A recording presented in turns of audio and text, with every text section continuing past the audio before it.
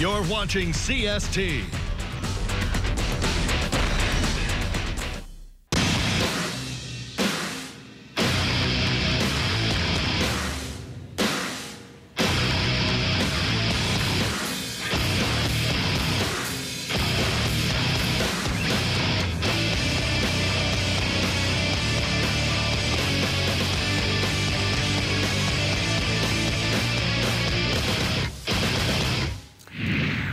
Hi, everybody. Welcome to Saints Tonight here on CST. It is great to have you with us here, and it's great to have these two guys next to me because I don't know that I can do this by myself. With my Super Bowl champ, Scott Shanley, and Hall of Famer Deuce McAllister. Great to see you in person for the first time this year. Welcome back to the studio. I'm Victor Howell. Our Saints insider, Mike Neighbors, will join us from the Superdome with reports following today's disappointing loss to the New England Patriots. Look, there's a lot to talk about. Not all of it is going to be pretty, as you know, especially if you watch today's game. But there's also a lot of football to be played. We're only 2 weeks into the season, but the Saints are 0-2 again, and they haven't looked competitive in either one of those games. So, guys, before we kind of dive into everything, I'm going to ask each of you. Deuce, I'll start with you, since our first chance to see this year. On a scale from 1 to 10, with 10 being blow everything up because of panic mode, right now, because you've seen every play, you called it on the radio network, where is your level of concern through these first 2 games after what you've seen for the Saints?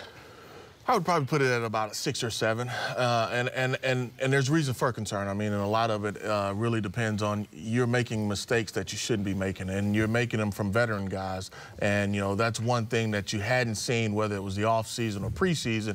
And so when you look at it from a standpoint of, hey, look, guys, I've simplified it for you. You know, we've tried to make it easy for you, and you're still not getting a response. Then that makes you frustrated, and that gives you a reason for concern. And Scott, do you agree with that? You're nodding your head while I was talking about was about the same feeling for you? Yeah, I agree. 6 or 7. I think just like the Saints secondary, the season is young, and there's a lot of season to be played. The schedule makers didn't do this Saints team any favors by the way they set up the schedule. But hey, you got to play the games wherever they schedule them.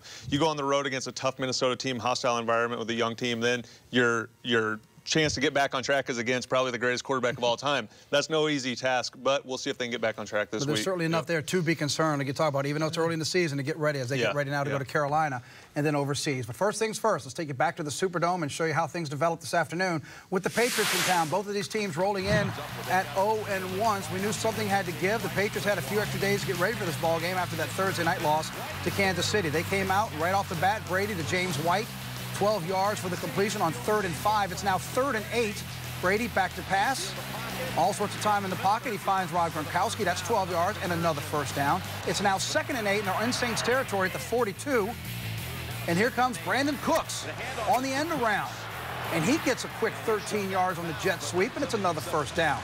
1st and 10 now from the 19, and they convert it. Rex Burkhead, 19 yards on the completion as he gets behind the defense. The extra point would hit the upright. It's no good, but New England has a 6-0 lead. Saints have a chance to answer. 1st and 10 from New England's 47. Breeze to Tommy Lee Lewis, and he turns it upfield. No white jerseys within 5 yards. It winds up being a 16-yard gain and a first down. 1st and 10 now from the 31. Mark Ingram out of the backfield. We'll talk more about him a little later in the broadcast. A gain of 1 yard. 2nd and 9 now. Ingram out, Peterson in. Adrian Peterson, right side. Just 2-yard gain. Saints do nothing with the rest of the drive. It's 4th and 7 from the 28 and bring in Will Lutz. Been one of the highlights so far. He certainly was in Minneapolis, and this is true from 46 yards. The Saints cut the deficit in half. It's now 6-3 New England. 3rd and 6 now. It's another 3rd down for the Patriots. Starting to smell a theme here. It was 5 for 5 out the gates. They were on 3rd down conversions. Brady with the pump fake, buys time, throws it up to Gronkowski, and it turns into a 53-yard touchdown. And it's 13-3, a back-breaking moment when it looked like Brady was in trouble, and Gronkowski converts. 3rd and 7 now from the 13, and Brady to Chris Hogan.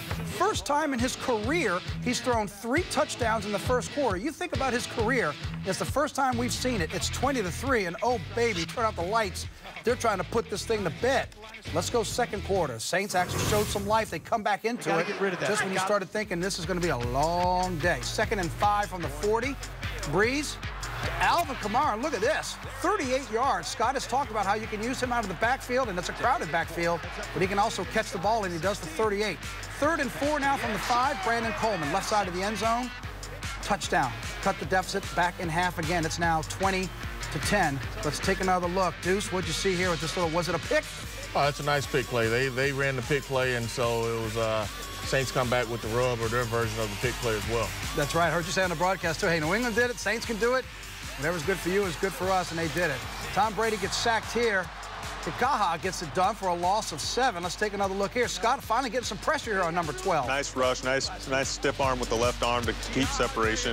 And that's what the Saints need more of, is that pressure on the quarterback makes the job easier for that young secondary. The Saints defense getting a stop, and now the offense has a chance to get back on the field and cut some more into this deficit on 3rd down and 8. You see this, Breeze to Brandon Coleman. That's good for 42 yards as Coleman fights his way down the field.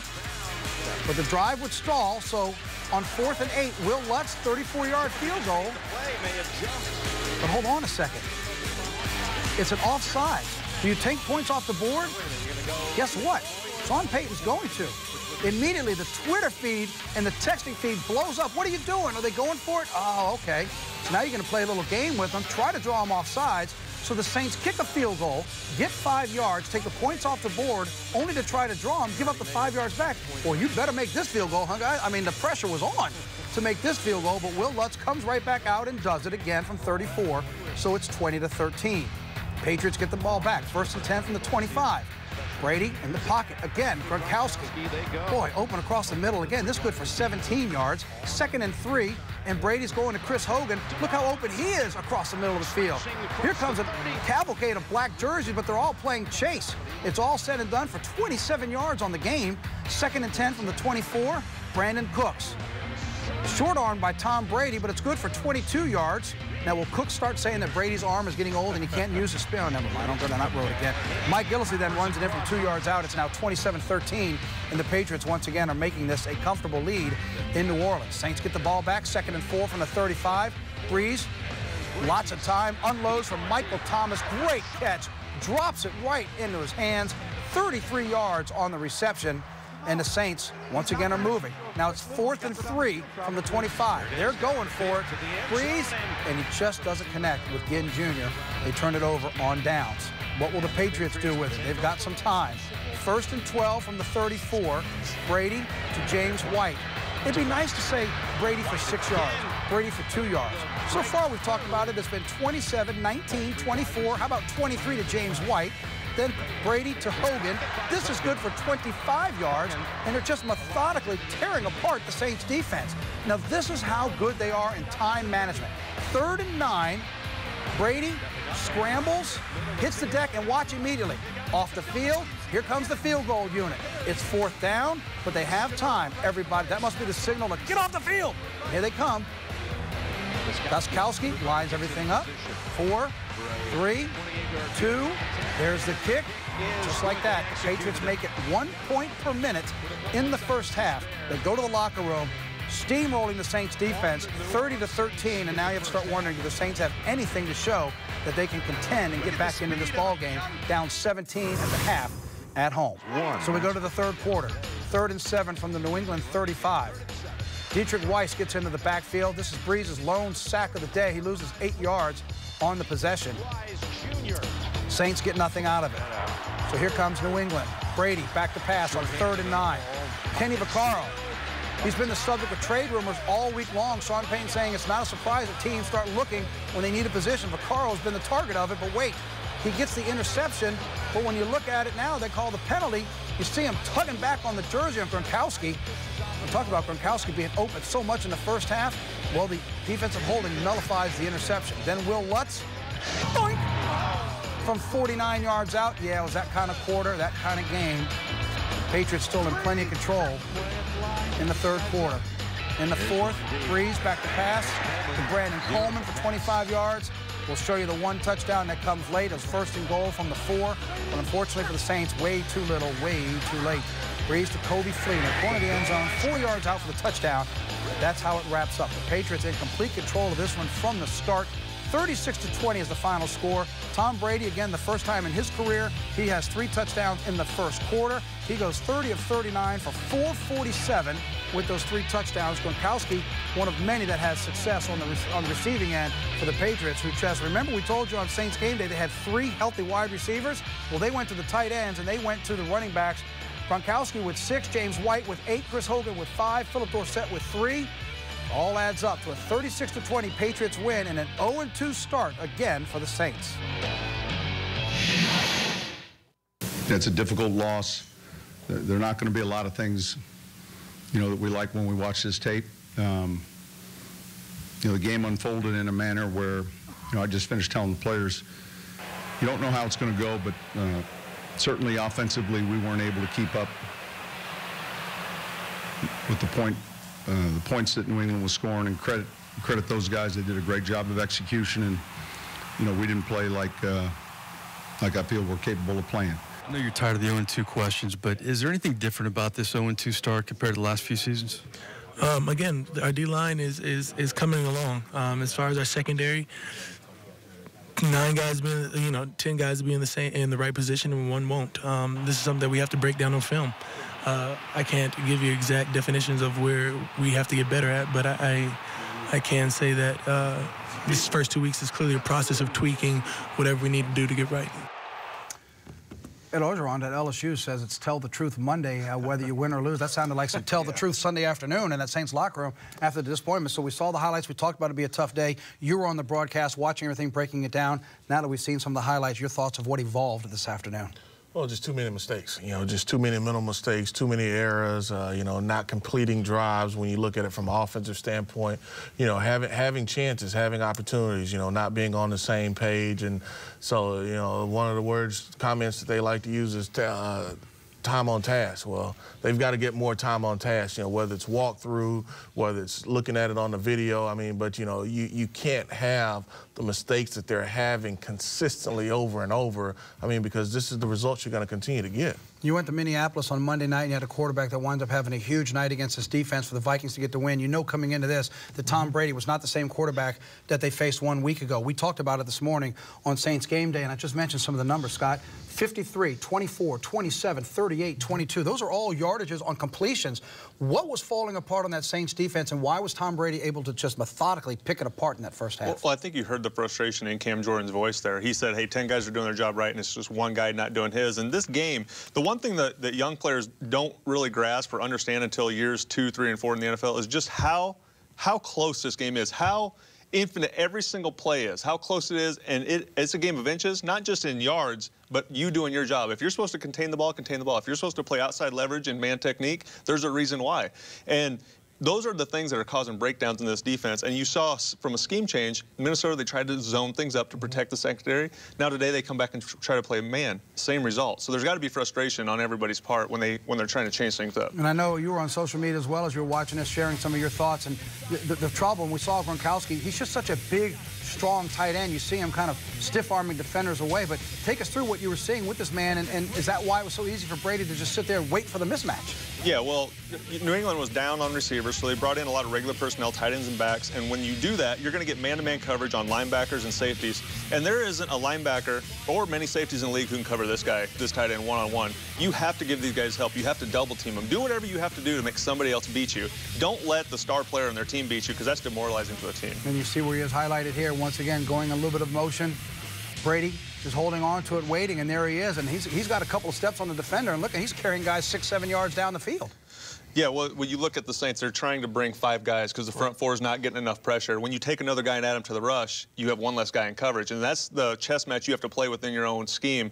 And so I think that's where some of the things broke down in coverage as well. Deuce, as you were watching it, too, we mentioned earlier Kenny Vaccaro had been the subject of trade talks all week. Whether or not that was a distraction, all of a sudden teams start calling. You start wondering what's going on. You hear his name floated. He's out there today. He had the challenge of trying to guard Gronkowski for a while, and we saw that became a mismatch. Then, as you're calling the game, you see second half of the game, he winds up leaving and never comes back onto the field. Well, I don't even know. I'd have to go back and look at the first series, but I think from the first series on, he wasn't even in. He came in on third down. When they run the 3 safety packages. But as far as base defense, it was Von Bell and Marcus Williams. And I just hadn't seen it from Kenny. Up until the suspension last year, he was an unbelievable player. I mean, this guy was playing on a Pro Bowl level, but since he has been back these first 2 games, he has not looked like the Kenny Vaccaro as far as a safety that's a Pro Bowl player. You know, he had a couple fields where he was filling in the hole today where it was, all right, you know, he's coming back, but on a couple of those routes, I felt like he should have been under on Gronkowski. You know, he can undercut a lot of those routes, one, because he has a safety help, and 2, he's quicker than him. I mean, there's not going to be, you know, triple moves that Gronk is going to be able to run on him where, hey, look, you know, he's going to show his original move, and then he's going to run the route, you know, and Kenny's a good enough player where he can undercut a lot of those routes, and he did it once, but he got called for holding, you know, and you're just not seeing it enough for him. Saints certainly could use some of those big plays today. To his credit, even though it was a tough afternoon and probably a long week for him, he spent some time afterwards and shared some of his thoughts with Mike Neighbors. Kenny, just obviously you wanted to improve from week 1. How frustrating is this loss? Oh, it's frustrating. I mean, I don't know how many yards we gave from the passing game, but we kind of knew. I mean, they have an explosive offense, but at the same time, we have to execute the defense and do our coach's game plan. Before the game of trade rumors involving you, when you hear that, how are you affected by that? I mean, you try to block them out. I mean, at the same time, I'm on this team. Until something changes, then that's when you make a move. But right now, I'm focused on the next game. I was focused on my game plan last night. All week I've been focused. So, I mean, that happens in this league. I mean, does it surprise you hearing the rumors? Nothing surprises me. I mean, anytime a GM gets a call, like, they're gonna ask what are you willing to give. I mean, there's no player is indispensable except for quarterbacks and certain players across this league. So I understand it's a business. It doesn't bother me. I think guys block it out. I mean, people ask questions. Like I'm studying, you know, the Patriots, and I get texts, not on Twitter, I just get texts from people saying, have you seen this, blah, blah, blah. And it's a little bit of a distraction, but at the same time, you got to block that stuff out, be a pro, understand we're trying to win a game. We're not worried about what the media is putting out there. And you weren't as involved in the second half as the first half. How frustrating was that? I don't know. I don't know what happened. I don't know why I got pulled out of the game. I mean, I didn't understand. Listen, I've been here for the last 4 years, and we hadn't played up to par on defense, and I understand how it goes. I got to be better. My preparation, got to be more consistent. Like I said, the game before, I had plays that I wanted to get back. But that's going to happen. But at the same time, yeah, I didn't understand this game, what happened at all. But at the same time, I take full responsibility for all that, and we got to move on, got to keep pushing. Kenny Vaccaro very stand-up after the game on trade rumors and being benched in the second half. Back to you guys in Louisiana Cast Studios. Mike, thanks so much. When we come back, we'll go into Deuce's wheelhouse. We're going to talk about the backfield. He had 6 carries Monday night in Minnesota. This afternoon, Adrian Peterson had 8. We're going to talk to our running back here, get his assessment and more as we roll on Saints Tonight here on CST. Welcome back to Saints Tonight. It's the Patriots over the Saints 36-20 as we roll on here with Scott Shanley, Deuce McAllister. I'm Victor Howell. We're going to get into the offensive backfield, talk about Adrian Peterson in just a moment. But I was listening to you, as I like to do so much for the broadcast today with you and Jim Henderson, and there was more than one occasion in the second quarter you were emphasizing Mark Ingram needing to trust himself and trust his speed. I wanted to give you the opportunity to kind of explain it, and for those who didn't know, what you were emphasizing, because you mentioned it once, and then you started mentioning it again and again and again. You're seeing something that you wanted to see Mark Ingram do, who, by the way, led the team in carries, 8 carries, just 52 yards. What were you seeing from Ingram, and why were you emphasizing he has to trust himself? Well, it's just really how they're playing him, you know, and on a few of those runs, he has an opportunity to get outside, even though the run play is designed to hit it inside. He can get outside, and he's just got to trust his speed and trust his eyes on what they're doing to him. I mean, because a lot of those D linemen, they're two-gapping him, and so they're just waiting. They're right there. They're waiting, and so if he can get outside, now the one thing he has to do is make sure he doesn't make the offensive lineman hold on that play, but he can get outside and he can threaten that defense from the outside, and he's just got to trust it. And you can see when he goes to the sideline, he's shaking his head like, man, it's nothing there, it's nothing there. That's because he's got to threaten them on the outside. If a defender doesn't think that you will go outside, then they're just going to continue to clog it up, just wait on you, because eventually you're coming where they think you'll go anyway. So you're thinking he's got the chance to get outside, he just has to go. He's got the speed to get there. If they're going to two-gap him, they're going to hold and wait, then he's got to hit it inside and go and get outside and just threaten that outside. Even if you only gain 4 to 5 yards, now they know you will bounce a play. And so that's going to make that defender know that he has to stay at home, and or he's going to lose containment. I know you're nodding your head while he's saying this from a defensive point of view. Your understanding is completely about waiting for him as opposed to losing him to the outside. Yeah, absolutely. And that's what makes, you see the 2-back or the 3-back system now in the NFL. That's what makes defending backs who have different styles so difficult. You get these guys who are big bruisers. You can squat and get ready for them to run you over, and then they go to these guys who are more scat backs, and now you have to be light on your toes. That's what makes it tough. But I think Mark has the ability, like Deuce is saying, to be both. I don't think he's just a power back. I don't think he's just a scat back. And he's one of those guys who's tough to defend because he can do both. Well, Mark probably known more as a power back than Adrian Peterson, who also had 8 carries today, had half as many yards. He has 52 for Mark Ingram, 26 for Adrian Peterson. Monday night, we had a chance for Scott to share his thoughts for the first time seeing him in a Saints uniform. Deuce, this is our first time to have you on the set. How are you seeing Peterson trying to fit into this offense? We all know it's a passing-oriented offense, and certainly when you're down 23 in the first quarter, the running game kind of gets thrown out of the playbook anyway. But your thoughts on what you've seen with how they're trying to infiltrate Peterson into this offense? Well, his favorite play looks like it's inside zone and power. They've tried to run a toss with him a couple times, and they like to run the outside zone play. But for AP, I like his shoulders going forward, and I like him getting downhill. He is going to hit the hole here. Right there, they have a double team. It's a small crease. He's right off of the hip of Clemente as he's pulling, and so AP is hitting the hole right now. The one thing that, and look, now, it's hard for me to talk to a guy that has over 10,000 yards, but the thing that I would love for him to do is just to slow down just a hair.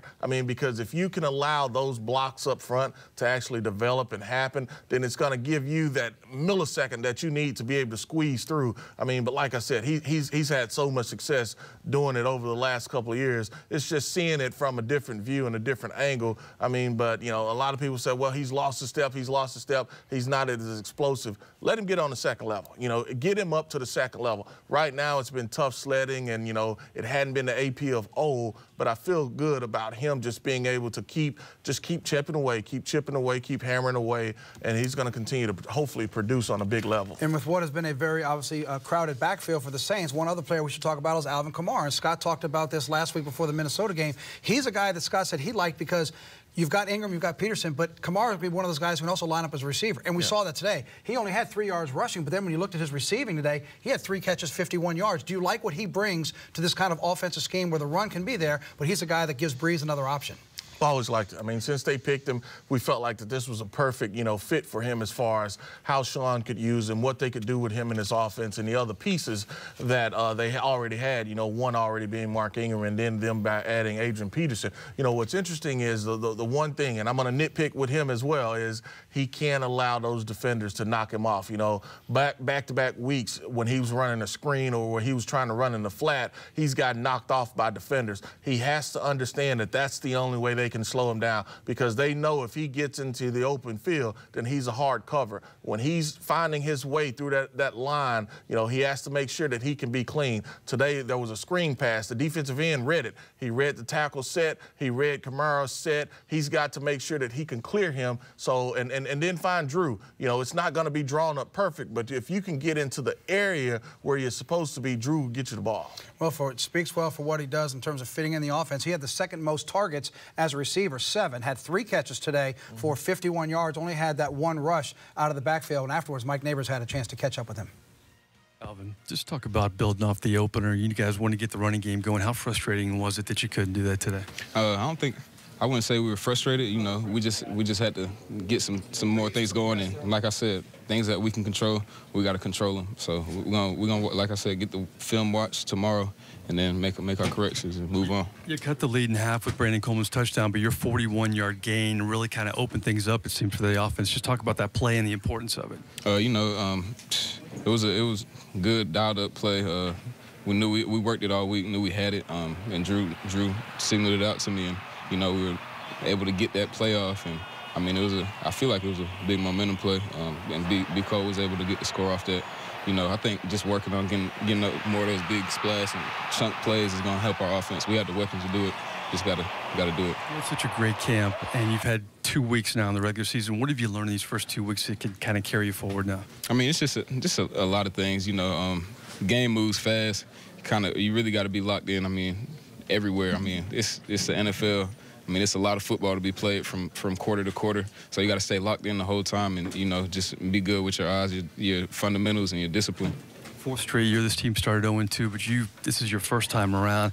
Just talk about how this team's going to turn things around and move forward now. There's no heads hanging, you know. I think everybody understands what we have to do, and we're going to get it done. We're going to keep working. We're going to keep getting better. And, I mean, nobody's lost hope. I mean, I feel like everybody's, you know, optimistic, and from coaches to players. And I think, you know, we all feel like, you know, we have the tools to get it done. We just got to control the things we can control. I appreciate your time.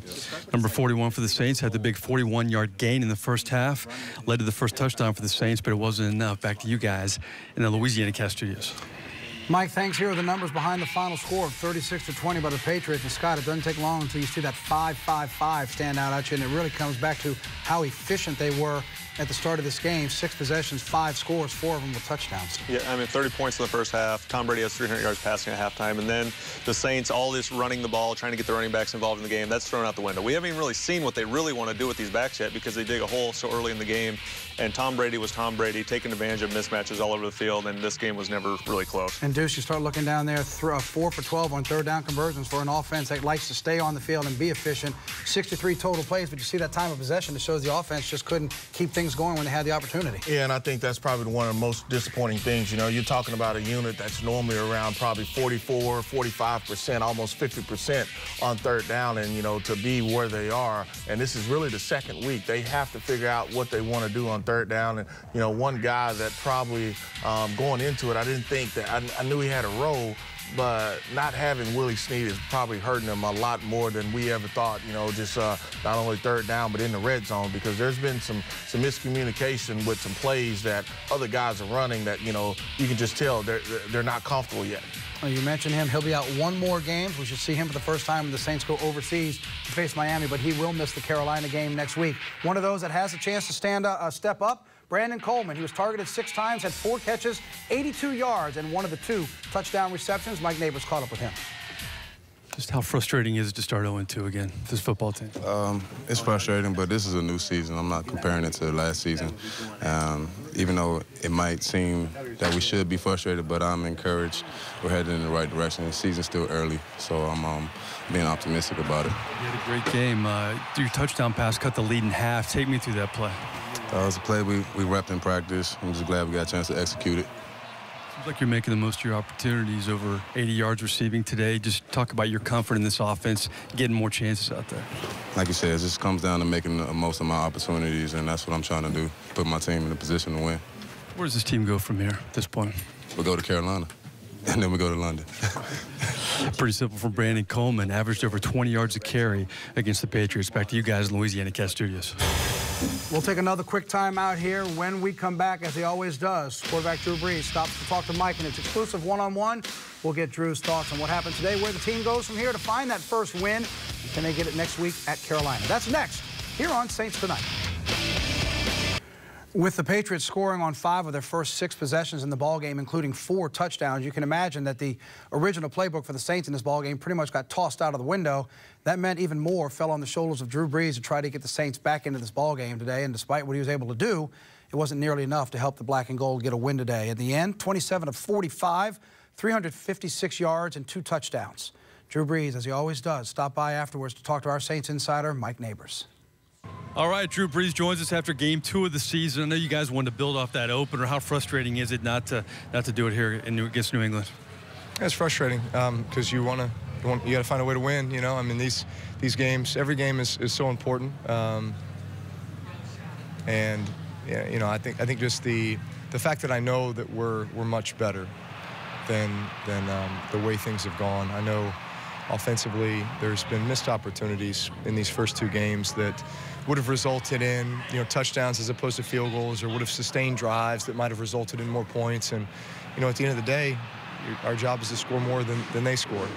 And unfortunately, we have not done that offensively the last 2 weeks. I feel like we can be a lot more efficient. You know, we've put together some good drives, but we just haven't finished them the way that we need to. You cut the lead in half with the touchdown pass to Brandon Coleman. You know, somebody's had to step up with Willie Snead out. It seems like Brandon Coleman's done that for you. Brandon Coleman's done a phenomenal job. I have a ton of trust and confidence in him. And, you know, we've had a lot of time together over the last few years. And I think he's one of those guys that really knows our offense well and can play all different receiver positions whenever he's called upon. And you know, I can't say enough good things about him. Offensive line's had its share of injuries. You've never made that an excuse, but the running game for the second straight week has had trouble kind of getting out of the gates. How has that affected things offensively? Yeah, here's the thing. We need to be better there. You know, we need to be better. I think there's just there's a flow and a rhythm that's created once you know, when you're running the ball effectively, and then it's setting up the play action, and your drop back is efficient, you know, and we just have not been hitting on all cylinders. You mentioned Coleman, but not having Willie Snead, not having a Zach Strief, I mean, you're not going to make that an excuse. But in terms of timing, in terms of cohesiveness for this offense, not having some big guys out there, how has that affected things too? I mean, listen, I'm not going to make any excuses. You know, I mean, I think it's common sense to say that, you know, when you have some new guys at positions, that there's a little bit of a learning curve, and you're going to continue to get better the more time on task that you're able to put towards it. But, you know, we don't have time for that right now. We've got to find a way to put it all together and to be efficient and to find ways to win. You guys made it a goal, obviously, to start strong this season, 0-2. Once again, is there anything different about this 0-2 compared to past years? Do you see a difference at all? Listen, I love our team, you know. I love our team. Our team is tight. And so is it disappointing that we're 0-2? Yeah, absolutely. Not only because it's a tough way to start the season, but because I just know how hard we've worked. I know how much guys have invested. I know the way guys feel about one another and the way they want to perform for one another. And so, you know, that part is tough and disappointing. And yet, you know, the only thing we can do, the thing that we control, is what is right in front of us. And it'd be a great first win would be on the road here at Carolina. Last question. I know you like this locker room. I know you like this team. I talked to a lot of your teammates before we talked, and they said nobody's hanging their heads. You know, we still feel positive. Do you feel the vibe in the locker room still pretty good? Yeah, I do. We've got young guys. We got a good mix of young guys and veteran guys, and I think what we have is young guys that are willing to listen, learn, watch the veteran guys, emulate them, and I think we've got enough veteran guys that have been around enough to know that, hey, this is just, you know, some early adversity. You're weathering the storm, but man, we gotta get to it. We gotta win. But man, there's also an approach each and every week, regardless of what happened that previous Sunday. There's just a mindset. There's an approach. There's a work ethic. There's a process that needs to take place, you know, all the time and in a very consistent manner. Sorry I missed you last week, but I'm glad you're back with us for an 11th straight season, and we'll see you in Carolina. Sounds good. Thanks. Drew Brees here against the New England Patriots. Been a tough run for the Saints in September, especially the last 4 years. Their last win in September, you have to go back to September 21st of 2014 against the Minnesota Vikings. That's the story here in the Superdome. Back to you guys in the studio. Mike, thanks. Not a surprise at all to still hear Drew Brees being positive, saying they're not panicking just yet, but as you heard him say, we got to get to it. The guys are going to come back and show you why as we take a look at the schedule and what's ahead for the Saints as we get ready to wrap up this edition of Saints Tonight.